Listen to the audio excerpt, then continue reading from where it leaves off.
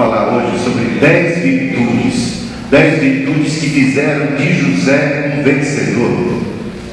A gente teria que ler o capítulo 37, 38, 39, 40, 41, 42, 43, 44, até o capítulo 50. Olha quantos capítulos, são 14 capítulos do livro de Gênesis dedicados a um único personagem. E que personagem é esse? É José. José do Egito. Tem quase um terço do livro de Gênesis dedicado a ele. A gente sabe que os outros primeiros capítulos de Gênesis são preparatórios, falam da criação, falam da formação das nações. Chegamos no capítulo 11 de Gênesis e temos ali o episódio de Babel, que é uma maldição que se abate sobre todas as nações. E por causa daquele episódio das línguas, há uma estranheza e uma dificuldade de relacionamento, e uma inimizade começa, e confusão estabelecida em Babel, palavra que traduzida significa confusão. Confusão de línguas e estranhezas e inimizades das nações. E entramos no capítulo 12 e temos o personagem Abraão, tirado de Babel, de Ur dos Caldeus. Deus levanta um homem, e esse homem é Abraão. E a promessa é: eu te abençoarei, e mais que isso, em ti serão benditas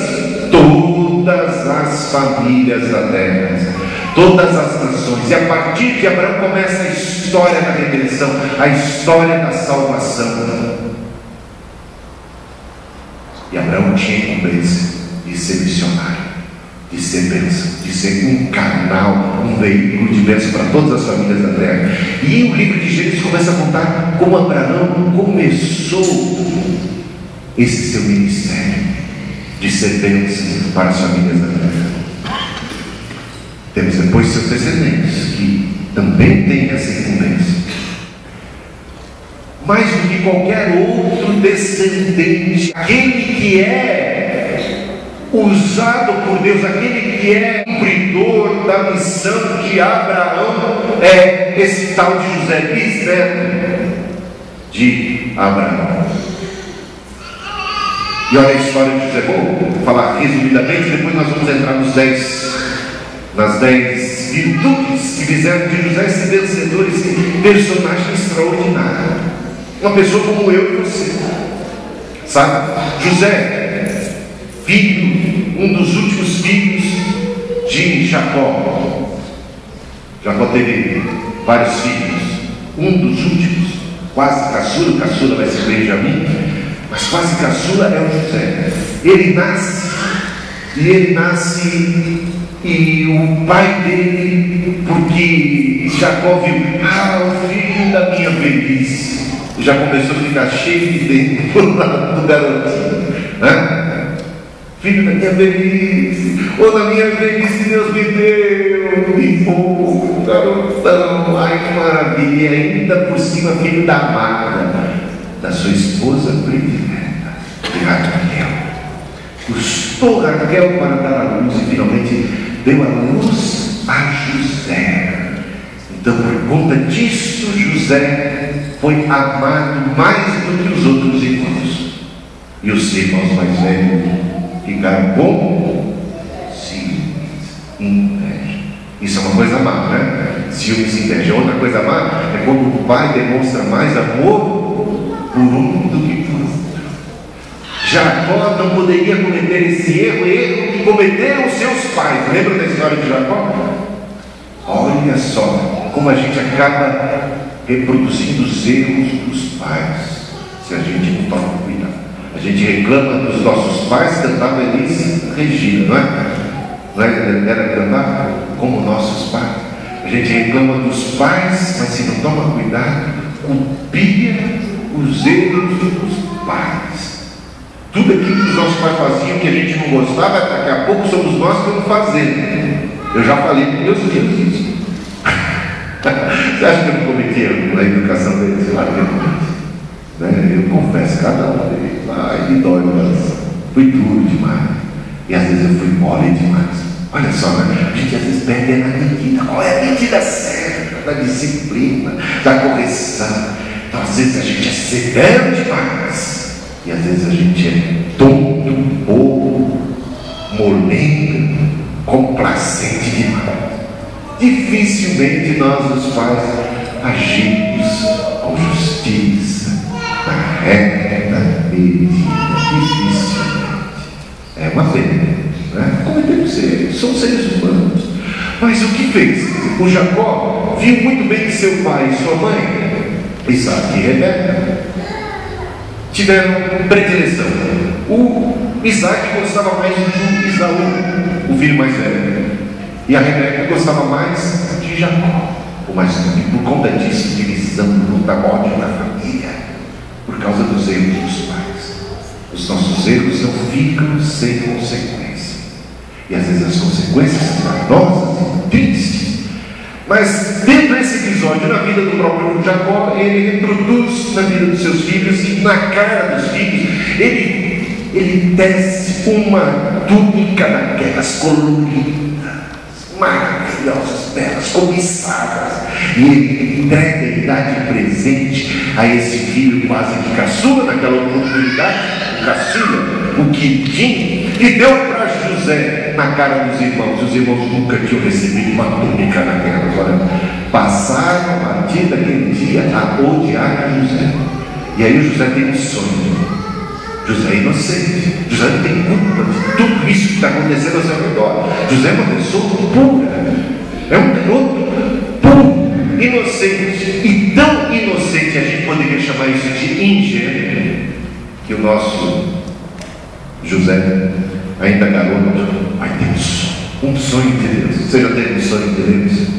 Ele tem uma visão de Deus para o seu futuro, uma visão de Deus, um projeto de Deus, um relance, um sonho de Deus para a sua vida. Só que nesse sonho de Deus para a sua vida, mostrava claramente ele, José, sendo exaltado e seus irmãos servindo a ele.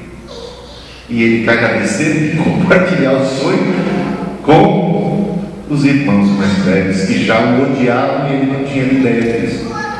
A partir desse dia, então os irmãos decidiram matar a José. José agora é objeto de ódio, e os irmãos estão tramando a própria morte, o extermínio desse garoto. Olha que ponto chegou. José é colocado no fundo do poço. Os irmãos lá em cima estão discutindo. O que vamos fazer com ele? Vamos matar? Ah, sim, vamos matar. Chega Rubem, o irmão mais velho, e intervém: não vamos fazer isso, que é absurdo, não vamos matar. Mas todos estavam decididos que a morte era a melhor saída. Tal era a morte, tal era. Aí o Rubem interviu: não vamos matar, vamos apenas vendê-lo como escravo, ainda vamos ganhar dinheiro com isso. Decidiram vender o José como escravo. José, ainda garoto, com 17 anos de idade, vai parar como escravo no Egito. Desde Canaã, uma caravana passou, escravagistas, mercado de escravos, compraram o direito de possuir aquele homem e foram vendê-lo no Egito. Ele vai parar na casa de Potifar. Na casa de Potifar. Mas Deus era com José, como diz o texto. E José prosperou, e o Senhor de José percebeu que tudo que José fazia dava certo e tinha bênção. Então ele promoveu José administrador. Você já não é mais meu escravo, você é administrador na minha casa. E tudo, então os ventos sopraram a favor. José prosperou e tornou-se administrador na casa daquele homem chamado Potifar. Mas a esposa de Potifar gostou de José, que era bonito. O danado era ainda bonito. Os irmãos já têm muita inveja dele. Eu acho que aqueles irmãos eram feios. Não sei, mas caiu bonito, abençoado, querido papai. Nossa, objeto agora da cobiça da mulher de Potifar, que bota os olhos nele e passa a dar de cima dele, assediado, como patroa. Isso é um assédio que dá cadeia hoje em dia, né? Dá, pelo menos um processo comum, né? Nos dias de hoje, naquela época não tinha nada disso, não. O patrão, a senhora José, o assediava noite e dia, o tempo todo sem parar. Sabe o que fazia José? José tinha temor de Deus no seu coração. José se afastava daquela mulher, José fugia dela, evitava estar próximo a ela, e ela travava todas as coisas para poder estar junto com José. Chegou um dia em que ela dispensou todos os empregados. O seu marido havia ido fazer uma viagem para longe, e ela ficou sozinha com José na casa, e deu de cima dele, e José fugiu dela, e ela pegou a capa, a roupa de José, uma capa, sobretudo, que estava com José, pegou dele, e depois inventou a maior mentira, uma ferida, por causa do descaso de José. Sabe o que ela faz? Ela torce as coisas assim: José deu de cima de mim, eis aqui a prova, o manto de José. E José vai parar na cadeia. Na cadeia José vai movar por muitos anos, injustiçado. Foi José, foi parar na cadeia, está longe de casa, desde a adolescência, 17 anos, longe de casa. Quando tudo começou a melhorar, ele prosperou. Agora essa reviravolta na sua vida, ele vai parar como não mais escravo apenas, mas um presidiário, vai para a prisão. E José na prisão passa muitos anos lá, mas até na prisão ele prospera, até na prisão ele se dá bem. É interessante porque ele encontra na prisão, ele é tão honesto, ele é tão correto, ele é tão positivo, que as pessoas ficam admiradas com ele, e logo ele tem confiança. Logo ele já era o assistente do carcereiro, ele estava já cuidando de abrir e fechar, ele já tinha conquistado um certo status ali na turma, na cadeia. Mas José era uma pessoa que interpretava sonhos, era um homem de visões, de sonhos de Deus.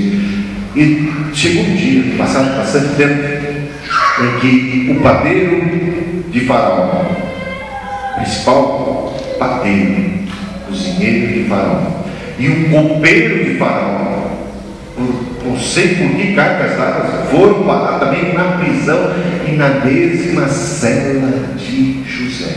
É coincidência isso? Esses dois homens têm sonhos muito intrigantes. E eles, intrigados com sonhos, descobrem que José possuía a chave dos sonhos e sabia decifrar os sonhos. E procura o padeiro procura e o copeiro procura.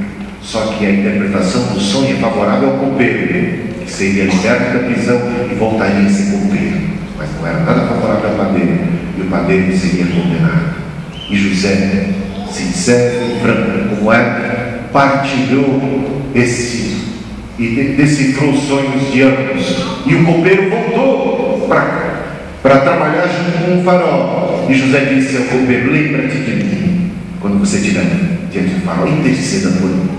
Ele estava todo esperançoso. Assim foi, esse foi o caminho que Deus usou para me libertar. Mas o que foi que aconteceu? Para surpresa dele, o copeiro chegou na presença do faraó e ficou tão contente de estar liberto, tão contente de estar livre da prisão e agora restituído o seu cargo de confiança ali, como copeiro do rei, como copeiro do imperador, do homem mais poderoso do universo, daquele império que era o faraó.